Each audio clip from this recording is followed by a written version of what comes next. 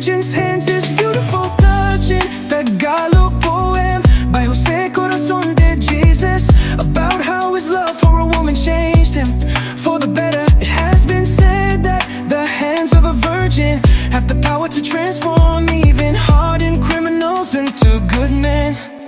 Yeah, mapuputing kamay, malasot at lambot. Kung hinahawi mo itong aking buhok, ang lahat ng aking dalita sa loob ay nalilimot ko ng lubos na lubos. At parang bulaklak na nangakabuka ang iyong daliring talulot ng ganda. Kung nasasalat ko o butihing sinta, parang ang bulakiyak, kahalikan ko na. Kamay na mabait, may bulak sa lambot, may puyo sa gitna, paglikom sa lubot. Magaganda ng kamay na parang may gamot, 100 sugat na bura sa haplos.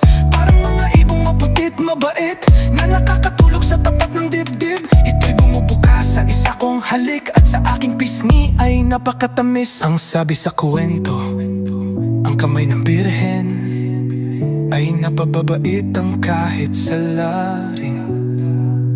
Ako ay masama nang iko'y giliwin, ay nagpakabait ng iyong haplusin.